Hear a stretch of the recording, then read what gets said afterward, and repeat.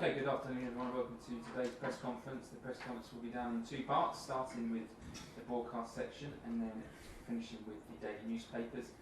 If you'd like a question today, please use the raise hand function on Zoom. We'll get round to you as soon as we can. And when you become a panellist, please unmute yourself and you'll be able to speak. We're going to begin today's press conference with Paul Gilmore from Sky Sports News. Paul, unmute yourself and away you go. Hi Thomas, hope you're well. Hi. Thomas, is Mendy fit, and how much of a factor is the Manchester City game when it comes to your team selection against Aston Villa tomorrow?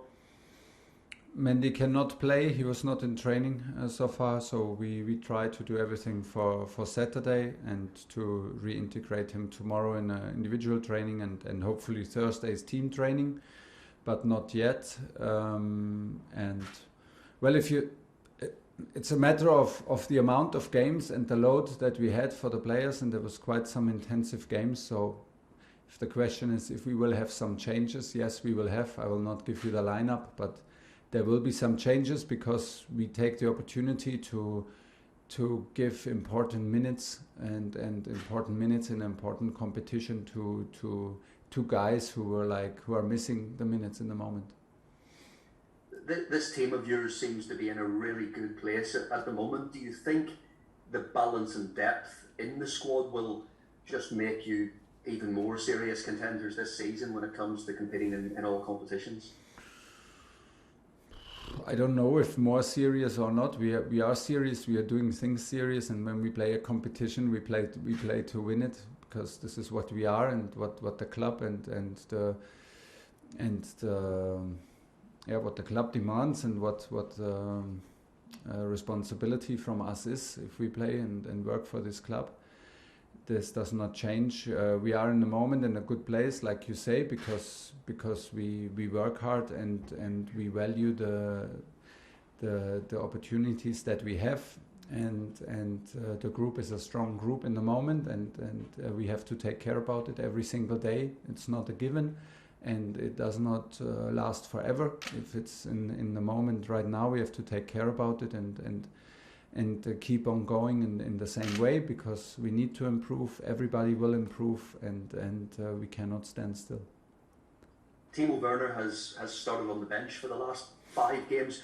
How do you see his role within the squad, within the team, now that Romelu Lukaku appears to be the vocal point of that attack? Yes, and he can play with Romelu, that is sure, and he did very well in Tottenham the last 25 minutes, 30 minutes of the match. That gave us a clear impression of how dangerous these two can also be together. There was some disappointment to brush off his shoulders from the Euros during the summer. And from the first games, I think he was not happy with the performances in the beginning. We were not absolutely happy, because we know that he can be much more dangerous and much more of an attacking threat than he was. But the stuff that you don't see, I see him in the last training sessions more relaxed, more fluid in his movements, with more confidence, and that's why we put him on earlier against Tottenham, because we saw this development, and there are clear signs that he is on a good way, and I hope he can show and prove it tomorrow. Last one, Paul.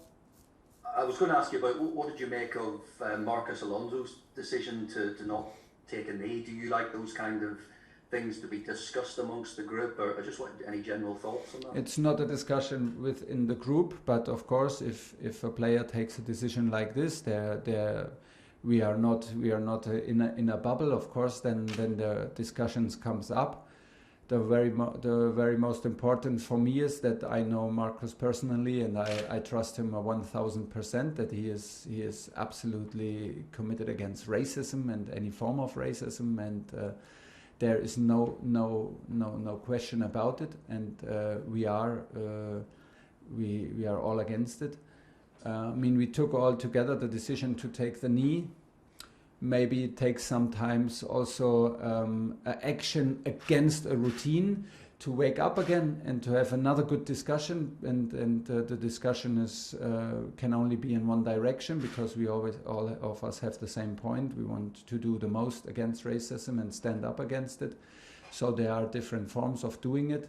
Marcus took his decision. He's a grown-up. He's a responsible person, and it is his decision, and we accept it. And he gave his reasons for it, and from here the discussion can end or can go on in a productive way, maybe to do more. So the most important is for me that we live it every single day, and this is what we do here at Common. John Southall, 5 Live. Hi Thomas, just one more on that. Can you understand Marcus's understandings? I think he said the gesture is maybe lacking some strength now, and maybe it needs to go in a different direction. Can you see that? Isn't it always like this? Like once you do a gesture and then everybody's doing it, and once you do it so often because there are so many games, it becomes normal, and then maybe it lowers the effect of it. Yes. And if this is his point, I can see his point. We can now discuss if it's necessary to have this discussion and to be the only guy to stand up. Okay, of course, but I think he's pretty aware of it, and he is experienced enough. He is responsible enough, and that's the way it is. You know, this development started also with single persons to taking a knee. And then it became a bigger thing, and I think Marco's point is that it cannot end like this, and that it cannot become normal. What should be normal, that we are against racism, that should be normal. And I think I understand that Marcos thinks there's always more to do, and it's also right. And at the same time, of course, we want to focus on sports, but use the platform and use the possibilities that we have, how we live together, and how we produce performances together is living by example, and I think this is the most important in it. On tomorrow's game, you said you wanted to give players some minutes who haven't had minutes. Does Ruben Loftus-Cheek come into that equation, and what impression has he made on you since he returned? Well, you know, we gave him some minutes against Zenit, and that was a close game. It was a Champions League opener for us, and we gave him some minutes, and that was not a gift he deserved, and I trust him because I see how he works, and he adapts to his situation, and he accepts his situation, and what he makes out of it is very, very good in training on a daily basis. So tomorrow there's a big chance that he can show it on the pitch. And Sal, I presume, is another one who needs minutes. How long do you think it will take him? Well, now we're getting close to the lineup, yes, but of course, we want to give Saul some minutes. First of all, the guys want to have minutes, and they want also to show and to impress and to keep on pushing. And we need some player to have more competitive minutes, and we want to have a competitive team, and at the same time use the opportunity to push some guys and to trust them also in a competitive cup match like tomorrow, and Saul is also one of them.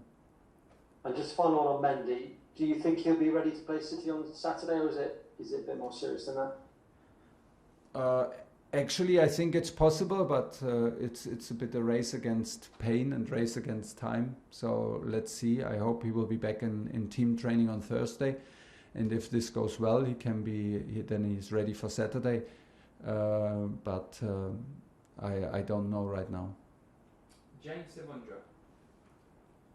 Thomas, in more than half of your league matches in charge of Chelsea, you've made a substitute either at half-time or before half-time. I just wonder if you can explain your thinking when it comes to making those decisions, and do you think your proactive way of managing matches in-game is part of the reason for your success? I hope, otherwise it would not look good for me if it's not part of the success. Well, sometimes, you know, there are a lot of thoughts about it. If you do it at half-time, or if there's maybe developments in the game that you can wait a bit longer. It also is a form of trust that you show to the bench, so that you have people who can instantly have an impact and change a momentum. Well, but it's not a general thing, and we are not waiting for it, and looking for the opportunity to do as many early changes as possible. It's like you said, it's in-game coaching and adapting to what the game offers and what the opponents offer, and maybe sometimes about spaces and tactical choices. In Liverpool it was necessary because of a red card, and then it was again like a bit unlucky for Saul against Aston Villa. And today we had N'Golo on the bench, and was a little bit like we could have also waited, but if you have N'Golo, you also want to have him on the pitch. So there are different reasons. We are not waiting for it when we have the impression that it's the moment to help the team. We are not shy to take the decision, but I'm pretty sure there will also come matches where we will take late changes because we're happy what we see. I wanted to ask you about Thiago Silva. He turns 37 tomorrow, but he was man of the match against Spurs on Sunday. Yeah. What is the secret to his success? Is there something he's doing differently from some of the younger players? Just how has he reached those levels at the age he is with the experience he has? Well, from the first day I met him in Paris, and of course I'm happy to have him here now in the squad. He was a fantastic professional, and he was a outstanding captain. What a fantastic person, and the approach from him to recovery, to live this life as a professional player is simply outstanding. So it means like to what he eats, when he eats, how he recovers, how he trains. When he's on the pitch, he trains full on. There is no training session where he's trying to hold back. He's one of the most intensive guys in training, physically, and he gets obviously better and better with his experience, and to step out of what he knew and of his like zone and of his status that he had in Paris, to step out of this and enter in the hardest competition in Europe in this age shows what competitor he is. He is. I don't look at age. We just look at performances, and then from then we don't care if you are super young or if you are like a bit older, like Thiago. This does not matter. He's in a very good moment since long time, and hopefully he can preserve this momentum and these performances, because it was well deserved that he was man of the match. Last one in the broadcast section, Nick Pure. Hi Thomas. Just on Timo, you could see at the weekend it looked like Romelu was, when he played one ball in particular, he seemed desperate for Timo to score, and it was really nice to see obviously him wanting his teammate to get that goal. That, I suppose, that partly shows the team spirit, but also does that show how popular Timo is and how much his teammates appreciate the hard work he does, with his runs off the ball and things like that. And as we talked about before, I guess, will one goal essentially transform. And it shows also how Romelu is shows that he knows how a striker feels that lacks goals.